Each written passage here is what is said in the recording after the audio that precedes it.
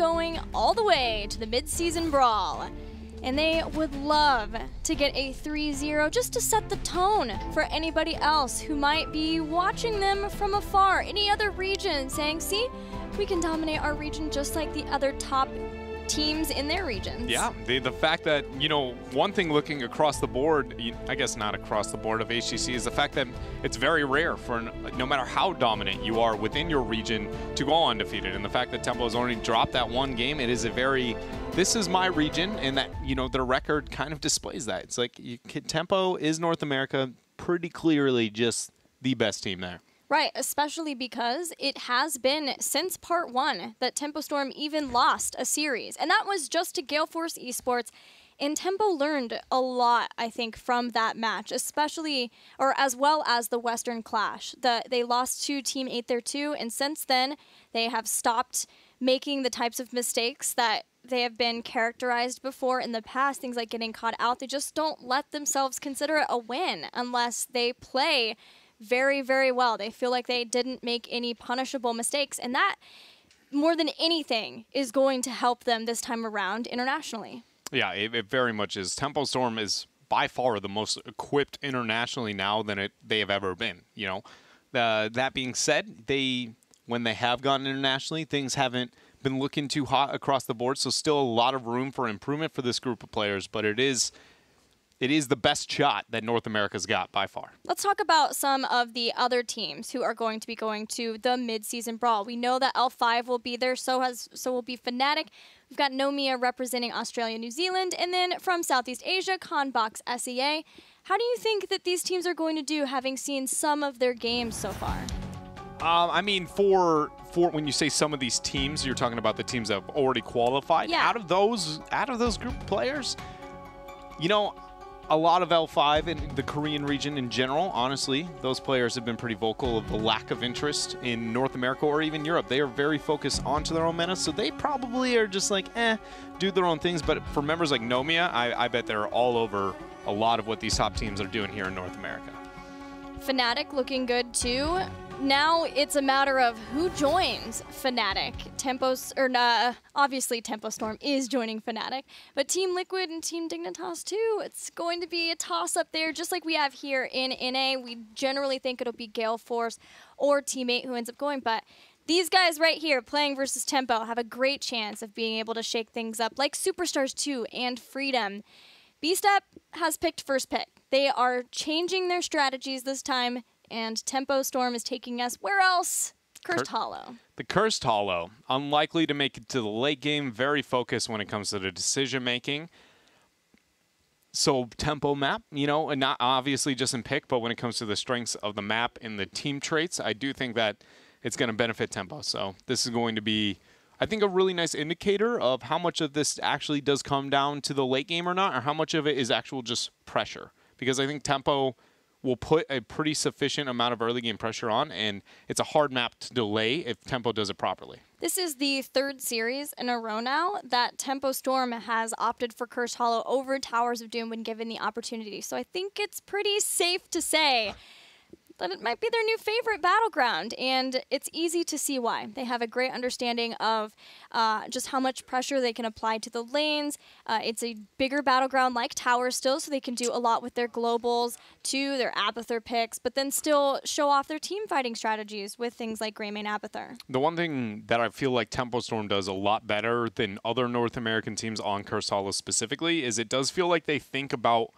the next tribute before that tribute is there, right? And mainly Gale Force is one that stands out to me at the top of North America that doesn't seem to think about what does this next tribute mean? Like, how far out is it? What is the circumstances of that fight? And then what is going to happen directly after? How severe is that, depending on the success or lack thereof into a fight? And Tempo has none of that. They are very quick to know the next 2 minutes of if things work out, this is where we're going, and if it doesn't, take a step back, stop the bleeding.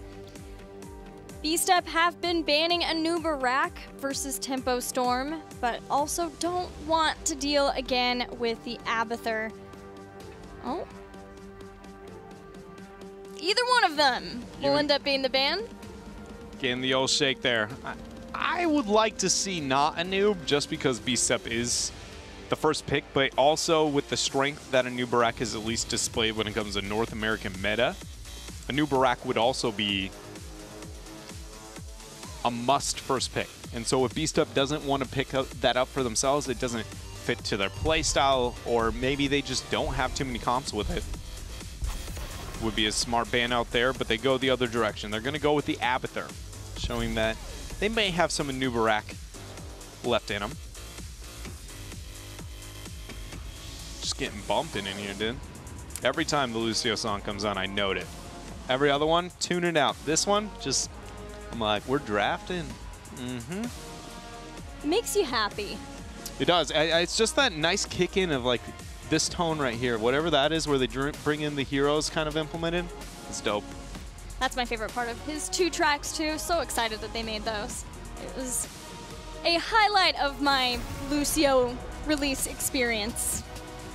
Dahaka. Dahaka banned out for Tempo, hinting towards focus onto the globals. And an early Zagara or Falstad coming out of Tempo Storm. Anubarak was locked in though for BStep, still holding true that North America really, really likes our Anubarak. But BStep won't have Dahaka as a global to split Soak. That has been one of the main strategies that BStep have used to try to make sure that they can keep up with the macro game, especially for K1 Pro. And which heroes he's been willing to play. Maybe this means we'll see K1 Pro play Leoric. We've also seen some Anubarak from him. Tempo, Zarya, Cassia. That is a very interesting rotation, considering the emphasis put into some of the globals between the Abathur and the Dahaka, and kind of just opting out of all of that, going way more skirmish focus here. I thought Tempo would commit at least one of those 2 picks to more meta-ish or at least globals. And so now they're going with not only what is more of a new meta-ish with the Cassia priority, but they're not even going to have a global for themselves. I thought it would be like a Greymane and a False Center. I was like, that's unlike Tempo Storm to do that, but it gets that global and it still gets the skirmish power they wanted. Tempo did that largely versus Gale Force. They still had Dahaka, but they had a triple warrior Cassia composition and dominated every possible team fight versus Gale Force. Granted, there weren't a lot of team fights that game on Cursed. Yeah, Gale Force was, we'll say, passive a lot of the time in that game, not allowing for too many 5 versus 5s, but the Genji and the Chromie for the prep. BStep here's going in there with the, what is his, is he a samurai? Is that what he's going for? Is he a ninja? Cybernetic ninja, isn't he? I don't actually know. I'd say, like, I know obviously he's sweet robot dude with swords and stuff, but I just didn't know what actually Genji's aiming for there. Either way. That's his official title. Sweet robot dude with swords. Yeah. Is this K1 Pro Genji? I hope. Me too. I can tell you that's pretty hype. Even Mac, honestly, all of those players on a Genji makes me pretty excited. But I do agree with you. I think I would like to see K1 Pro the most. Not only for the role, but just it's any flashy character, K1 Pro, when he really figures them out, is a nuisance, is a light way to put it. So what? Uther ban? Uther pick for Tempo Storm? If they don't want Genji to have Divine's Shield? Yeah, it makes more sense to pick it up for themselves, especially with how many melees they kind of already got going. And the draft with Zarya, I can see them liking Malfurion purely based on the fact that they have Zarya. BStep, if they want a global, are left now to Brightwing. Illidan with the Hunt? Probably not with Genji already picked up. Zagara?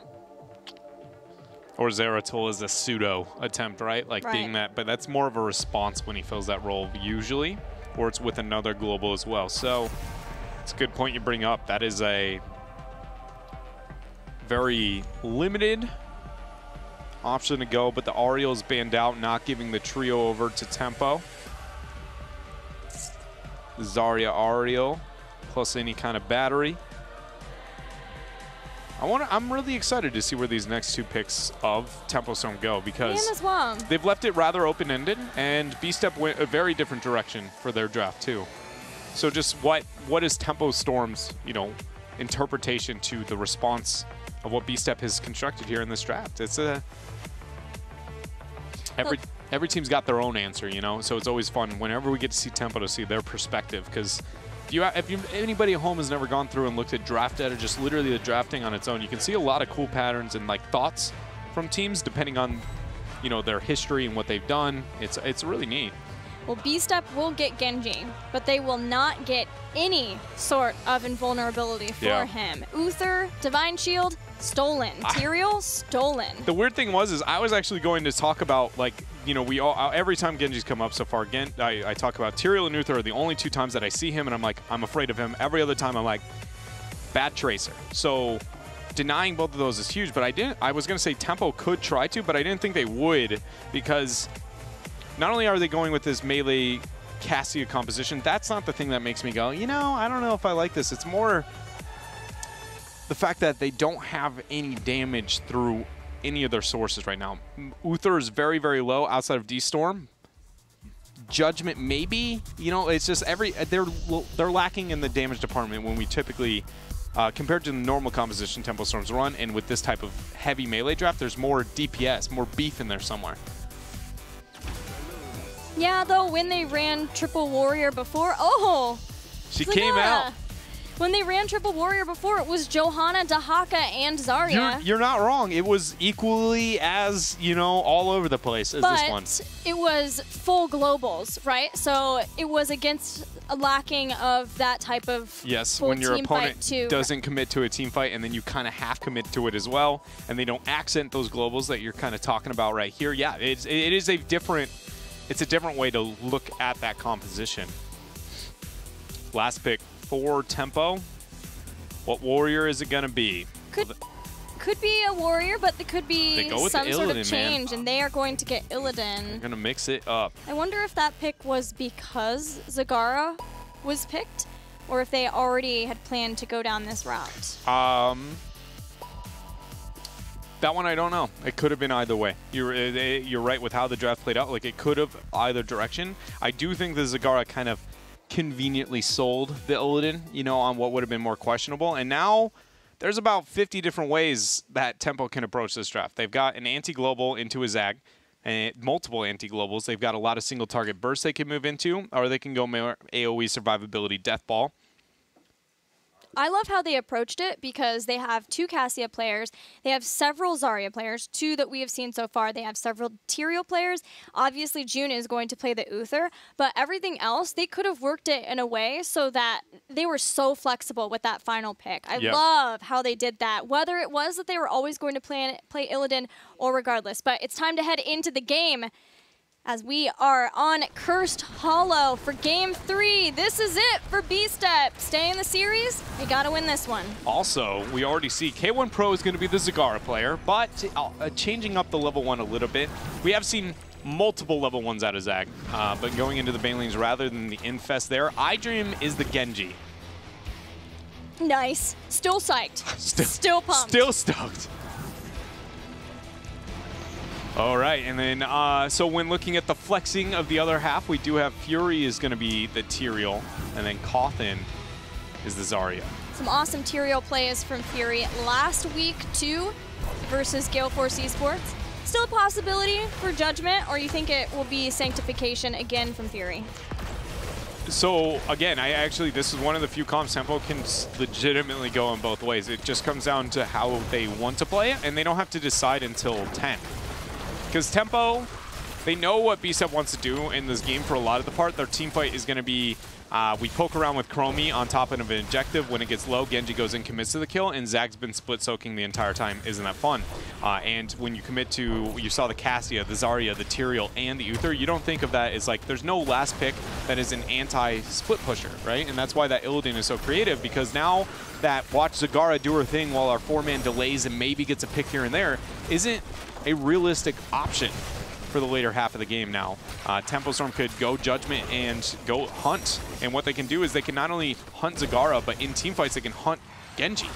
Genji will Judgment, Genji dashes away, Illidan follows up. That is likely a kill. Yeah, that's what I was thinking of too. Judgment can lock Genji down, whereas where teams have had trouble doing that before because of all of the mobility options that he has. And so when you're trying to counter a composition, you never want to do it in a overly straightforward manner, right? Because if your counter to a composition is as straightforward as a bad composition can be, you know, one that's less flexible, less diverse in its way to win the game, it's equally easy to beat. So suddenly when Tempo not only has a counter, but it's not as straightforward. It's not the direct into the team fight. It's not, we're going to pick you. It's, we can flex it, and then we have multiple targets. If we do dive, APM getting caught out and picked off. Even if they do dive and they commit to this single target blow up, they can do that anti-Zagara, anti-Genji, it's just anti-Chromie. It suddenly becomes way more appealing, which is why I'm not counting out the Judgment option in this game. It's one of the few where I'm like, you know, it's up to you. Whatever you're feeling, whatever you think you're likely going to experience the most. Whatever Tempo Storm's heart desires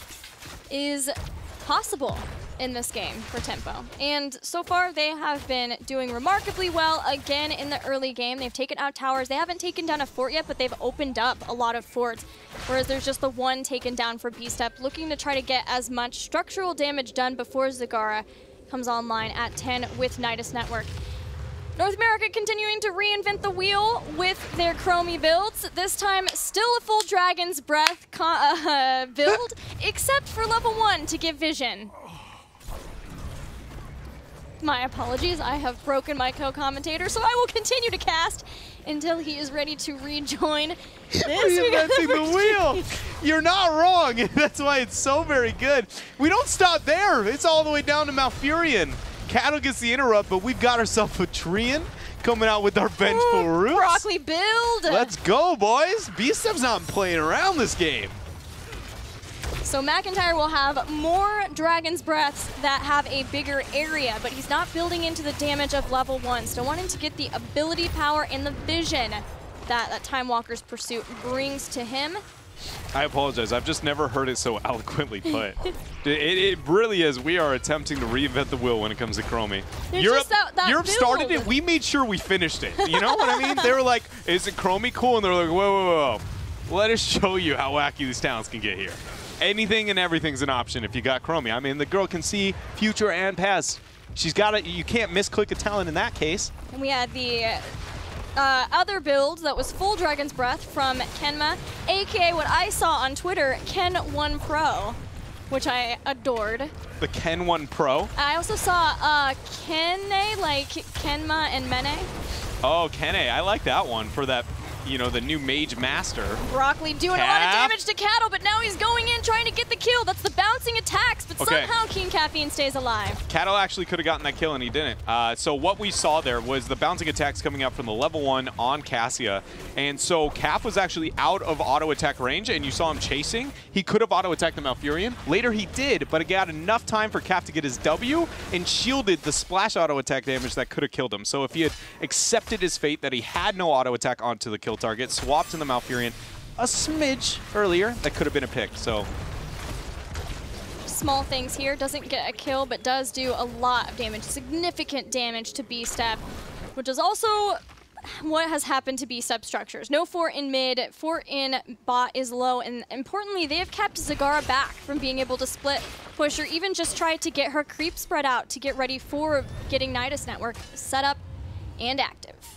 Tempo Storm, channel number 2 complete. They've got their level advantage. Invade onto Psalm. He's can Q over the wall if he needs to. He doesn't actually have to run this way. Gets the Fury, Smite, heals down the line from June, but he's gonna be fine.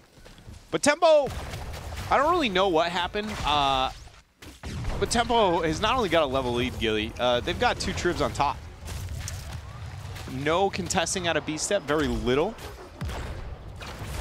This shouldn't have happened in this game. There's no reason for this to be as bad as it is. It's a weird comp from B-Step, but not a I lost an entire level pre-10 on Cursed Hollow. What is happening top lane with B-Step? They're flanking. Getting the old gank. They're going for a moment to see if they could get anything up there with the counter siege, and oftentimes you flank around the boss to get a gank onto anybody up there, but Fury must have scouted it, was just a bit more patient, and was just like, hey, I see you guys. And not only that, he's definitely not dying to that gank. They used the treant to take some of the shots away. Now it's going to be back there again, catches the root, but Samo just hunt his way on to APM, and he's gone. Now they have Curse, 10 advantage for a long while, and Tempo Storm's going to boss. To be honest, they don't even have to capture the tribute yet, and Anubarak actually delayed, so they don't realize the boss is being taken, and delaying the tribute gives more free time that a boss is pushing with a tribute. So, a bit of counterintuitive, two-man stun coming out from the boss, uncharacteristic of tempo. McIntyre now knows the boss has started. They don't have 10s yet, though, so it doesn't really matter. There's just slowing sands for Chromie. Oh, and she gets caught. Cattle fins around the wall. Nearly gets some damage on McIntyre, but all of B-Step is here to defend. So what we did see, Tempo Storm decided to do a bit of a hybrid of what I was talking about before. They go with the Hunt, but then they go with Sync. So not all inning, but they still have the counter global with the Illidan, with the Hunt there. Probably the safest route. Divine Shield 2 to add to that. They've got Valkyrie, so once they take down this gate, there's the possibility of trying to pull somebody in to this boss, into the stuns, into all of Tempo Storm. It can only be Zagara, Malfurion, or Chromie for now. Later on, it only becomes Zagara. They go in, the Hunt on to APM. Divine Shield's going to be dropped, but they back out, some more focus onto the keep. There's the Cocoon. One Fend allows June to get right out of there. And that pushed back B-Step just long enough to get damage down, to know that the boss will take out this keep. So one keep already down 8 minutes into this game. Heroic abilities are here. Cocoon, we saw that one. Everything else standard. It's Nidus Network for Zagara. So damage report. Tempo Storm nearly to 13. 2-level lead over B-Step on Cursed Hollow. One keep taken out for B-Step. They only have 1 fort left in the top, albeit a healthy one. Damage report is going to get worsened here by the boss started by Tempo Storm. Very easy with the 13 talents here. They can get this boss. This is one of the few early game bosses that Tempo Storm should end up pushing with, and if they don't, they're going to push mid-keep wall. Tempo Storm traditionally is more on the safe route. This is one of the few situations their comp can win the game if they get any kills early on at all, to where I like pushing with this boss because you can legitimately win. But Tempo, traditionally, they play safer. They like taking out keep front walls rather than risking a could this be game type decision. But they seem bored. They're not messing around with it. They're going to stack Giants on top. They're pushing pressure towards the fort on top. They're definitely saying we want to keep, but I can't tell if they're committing all the way to the core at least yet. Illidan's still up on mid.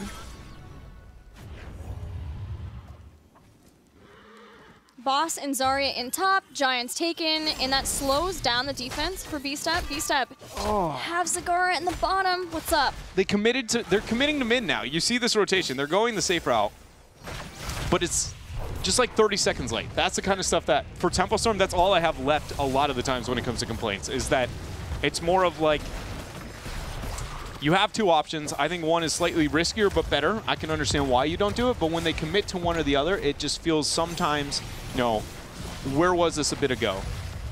Illidan has been getting the side soak, and Tempo Storm isn't losing any major advantage, but they also aren't forcing the same way. They now have the boss up on top that's being responded to, which is where they should all in through mid. But instead play more passive, waiting for, again, the 16 talent tier. They still have a 3-level lead, and now they have spell barrier for Zarya, which is a lot of making sure that she can sustain through the damage of Chromie. Chromie has time out, should help somewhat with Illidan too, but his primary focus is and has continued to be Zagara. That fend. I've never seen that one. That's about the longest of you know, wild, crazy things. And I feel like we're only going to get more. Cassia's our new variant. Well, now that we've got Genji into the game, because his is so fast that a lot of point-and-click follow-throughs like that, you know, I haven't seen a Diablo Shadow Charge yet, but I'm sure it can only look horrific as he is falling through Genji there. Tempo Storm, all but taking out B-Step. That's about best way to put it. 3-0 in kills, 3-level lead advantage, and not a single tribute got over to B-Step. Both bosses obtained by Tempo Storm. Really, the only thing Tempo could have done a little bit better in this game to make it more lopsided into their favor is they could have asked their minions not to spawn to give B-Step experience, and that's about it. 16 to 13. They use this 16 to, they will use it to drop a Varian spray. Important. Also important is taking down more keeps, making this a no-win situation for B-Step. So they want to see the bottom giants and mid pressure be timed evenly, which they have. And now that Zag has responded to bottom with 16 talents here, I'm amazed Illidan doesn't hunt mid and just win, right? Like they have Syncs, they have got Divine Shield, and they have an Illidan with a global. I'm just really amazed Tempo Storm. They're side soaking, they're risking the 3-mana mid, and they're getting the tribute. Yes, they're winning on all fronts, but they also aren't taking anything. They're literally just handing over experience to B-Step in this game right now. And this is the criticism I have towards a lot of North American teams, but Tempo is by far the best at forcing problems. This might help. Especially if they can wipe B-Step, they won't even need the boss. They really want to fight, and they only want to fight though if B-Step's willing to give it to them. That's the weirdest thing. Tempo Storm, this is the third decision that they've made where it's like, can we get a fight out of this? But when a fight is even kind of thrown in front of them whatsoever, Illidan's still side soaking. They've got that, you know, they're looking for this more split push pressure out of the Illidan in the long run. They have such a everybody press R composition that I really felt they would be more comfortable taking these type of fights, but they're just not gonna. Yeah, it seems like it's a combo, like a mix of two different styles of play that they're trying to integrate together. They still want to have the split push, but they have this dominant team fighting comp too, where they're like, well, I guess if B-Step will fight us, then we'll fight and Illidan can hunt in, and otherwise he'll continue to push. Now B-Step has started their boss. They still are a level away from 16. They're going to lose a curse, and then they're going to get hunted on. B-Step. There's the curse moving up. Now it's only a matter of time. There's keeps pressure on bottom, keep pressure up on top. Zag is still showing herself, and 16's not here. That's when they force. First Holy Ground, not as effective as maybe wanted. Tempo Storm now takes their boss. Illidan still hanging out in mid, not going to show up in the or at the boss until he absolutely has to.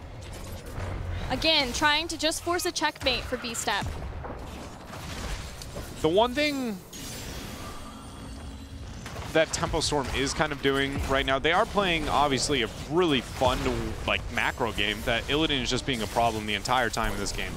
But the one reason why I often harp on this playstyle is just mainly we aren't forcing like that keep with the 16 talents here and things of such, is what we see now, right? The gap used to be 3.5 levels, and now it's sitting at that 2.5, and it's only going to get less and less and less. And that is because, largely because Tempo Storm is looking for side soak, and they aren't forcing any objective. They're just getting the soak from the minions itself, but more importantly, what does happen here is that the gap between 16 and 20 is significantly, like, insanely larger than every other gap in talent tier. So this fight's almost inevitable, and so when you get it, you want to be rounding 20, always. And the only way to do that is through amplifying those objectives there in that mid-game.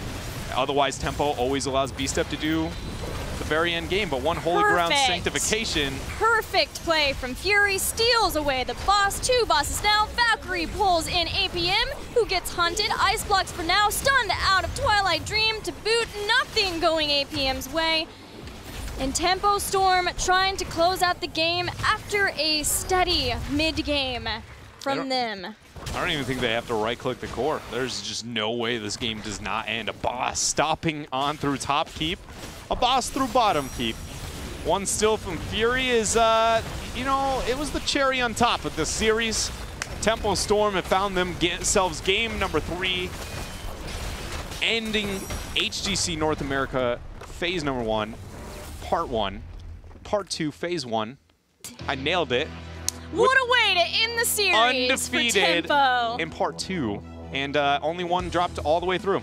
You know, it's more of, this series was more of, can B-Step get the Miracle upset to barely take over Superstars in the series? Obviously not. And then the rest was more of like, can Tempo Storm maintain momentum into the playoffs, or into the midseason brawl? Our standings are locked. They're done. They're locked and loaded. We know who's facing whom in the playoffs next weekend. That makes the next series lots of fun. I'm looking forward to it. I know you guys probably at home are looking forward to it because Teammate, they have a special sub hanging out with them. They got Dyrus, man. Yeah. Dyrus himself will be playing, filling in for Yoda, who I believe just stepped down for the sake of just letting Dyrus play, honestly. I don't think it was, or was it a, I don't think he actually had to leave for a reason or anything, not sick or anything. It was just more of, they wanted to do it and have a little bit of fun. No, I'm, you know, all power to them. I hope that it's going to be an amazing series. It'll be fun to watch. It's still an important series for No Tomorrow. They want to put their best foot forward because they will be in the Crucible. And the -- 1 team from Open Division has a choice of who they want to play against, Team Naventic or No Tomorrow.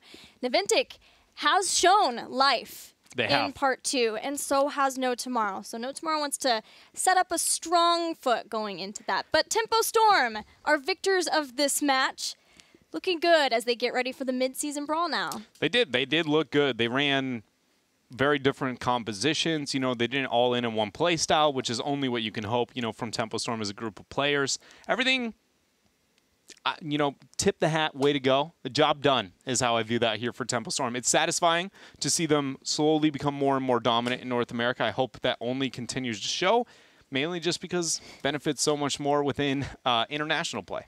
Well, we now have 2 people here for an interview, June and his Abathur hat. Hey, June, congratulations. Hello. You guys are undefeated through Part 2. How does it feel? It feels really good because it was actually one of our goals. We had a team meeting after mid-season where we got 40-0'd. We said that one of our goals should be going undefeated, taking every team seriously, playing every game really focused. But personally, unfortunately, I was a little too relaxed today and kind of fed a lot with KDA. So. Well, you guys now, you may still be at the top. You had quite a buffer, so don't worry about it too much. Now you guys are getting ready for the mid-season brawl. How much have you guys been able to prepare for all of the other teams that have qualified, like L5 and Fnatic? Have you begun looking into them at all? We didn't really prep for them too hard yet, but when we start looking into it a little bit more and more, we are for sure going to try our best. I personally feel like if we really step up this time, we will be able to give them somewhat more challenge than before. Well, that's great to hear, coming from an NA fan. Okay, Trent. All right, June. So now that we finished here with the series against BSEP and that you guys obviously go into the mid-season brawl, just is there any teams that you obviously want to play? Is there anybody you're afraid of out of the teams that we know qualifying so far? I just want to hear your thoughts about moving forward for Tempo. I personally want to play Dig again because we have a little history between them and us. We are never won a game versus them, fortunately, but this time I really hope give them a shot. That'd be awesome. June, my last question for you before we let you give some shout-outs. You guys had a public scrim with Teammate while they were scrimming with Dyrus, and I wanted to know, out of curiosity, since I got to watch it, I was very thankful to get to watch that for you guys. What kind of adjustments did you guys have to make knowing that it was a public scrim? Did you feel like you had to make anything different? The main difference was just the draft. Other than that, we did try our best. Even though they have a Dyrus, we still said, hey, we're going to take this practice as serious as we can, other than draft. So I'm actually surprised that Dyrus played pretty well.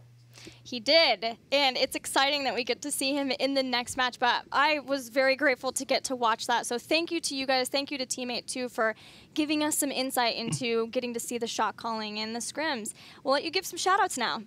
Shout out to my team, of course. We did a good job. We really stepped up this second round. Shout out to our team. Really? Oh, we're back. Oh, we're back? Okay. We're back, okay. Shout out to my team. Shout out to my our org, of course. And shout out to all our sponsors. And, of course, Blizzard for hosting this. You guys for casting. And Twitch for watching this awesome show. Awesome. Thanks. Congrats again, June. Bye. Tempo Storm now at the top. They've been at the top. They continue to be at the top for North America. And now they get a break. Kind of. They get a break to prepare for the mid-season brawl, for their